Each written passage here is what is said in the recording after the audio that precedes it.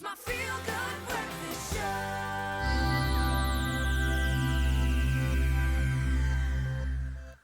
Welcome back to your Feel Good Breakfast show. Happy Monday to you, and thanks for joining us at the start of a brand new week as we enter the final frontier. New theme song loading.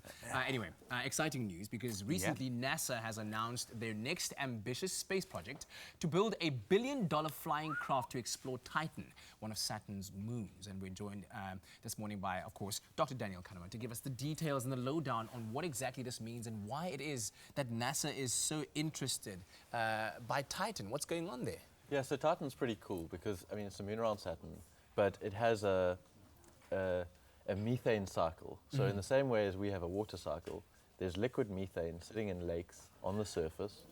It evaporates, forms clouds, rains down. And rains methane. And rains methane. That is so weird to think about it like that. But it has the cycle, and in having a cycle like that, it has seasons. So the lakes expand and contract, and those sorts of cycles are the kind of things which we think are good for life. Key for life. Or a certain kind of life, certainly not the kind of life we're used to on planet Earth. No, it would. I mean, again, it wouldn't rely on water, but it would rely on methane. So, but, I mean, these sort of organic materials can assist in the formation of life.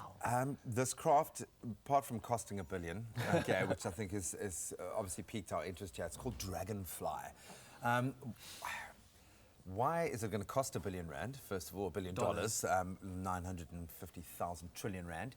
And what is going to go into this craft that makes it so unique to go and explore? Will it land on the surface of Titan? Yeah, because it's like the coolest thing they've ever done. Right.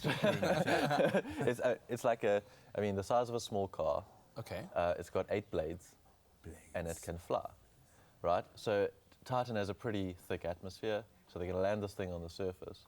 And then it's got a little nuclear radioisotope power generator, thermoreactor, which will charge its batteries up, and then it can fly. So it can boost up, fly like 10, 15 kilometers, go somewhere else, have a look at something, spend the night recharging its batteries, and do it again. Yeah. There are obviously millions and millions of challenges about this because we've never landed on the surface of Saturn before. The Titan. Of Titan before. So take me through some of the biggest challenges with this mission. Yeah, so the landing on another planet or moon in this case is always hard, right? Yeah. But we've kind of got this down. Like sending the rovers to Mars, they have a heat shield, they have parachutes, they have these little retro rocket boosters. For the last Mars rovers, they had the sky crane where it kind of came down and stopped a few meters above the surface and then lowered the rover down onto the surface and then flew away. Ah, that was so it didn't even make an impact.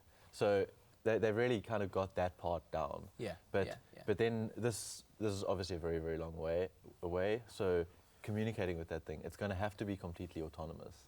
Like it's going to have to be able to fly up, detect things around it, find something that's interesting, go fly there. And then send the information back, because you can't remote control it from Earth. No, you can't. We don't have towers. Go left, go left. It's insane. Shift. That is insane. How close are we to this? Because this does feel like quite a quantum leap, if you will, forward in where we are right now with our kind of ability to land off planets. So the nice thing about this one is it has been funded, so it will happen. That's why there's so much excitement about it at the moment. They're planning to launch in 2026, so 6 years, 7 years. Sure. And it's going to take 8 years to get there. So it'll land in 2034. Does methane need oxygen to burn? Because doesn't methane burn? Isn't it like a very combustible thing? Yeah, but it would need oxygen. I'm just thinking, are we flying talking something onto about a planet that is filled with an explosive gas. But are we talking about the same composition of methane? It could be like a derivative. No, but you're right. Like, I mean, you need in order to create flames like we do here. We fired the I rockets think and you we need blew up you need Titan by oxygen. mistake. Yeah, we yeah, blew yeah. up the whole moon. Sorry, that's crazy. That's how it all man. started with the Big Bang. Yeah. I'm sure they've thought of that. Wow, but it is. I think it's one of those things. It's the coolest thing. It's just the is coolest cool. thing. You Try imagine it on another planet. you spend $1 billion to build this flying craft, and then you forget that one thing. Oh, it's made of methane, and then when it lands, it's just like but wait. a small spark, and the whole thing just goes. Anyway, that's just our imagination's running wild with us. But that's the final frontier. That's what happens when you broach these kind of things. But Dan, thank you very, very much. These kind of things. We appreciate your insights. Let us know what stories you've been exploring and that have caught your imagination, and share them with us on our social media platforms. #Expresso Show.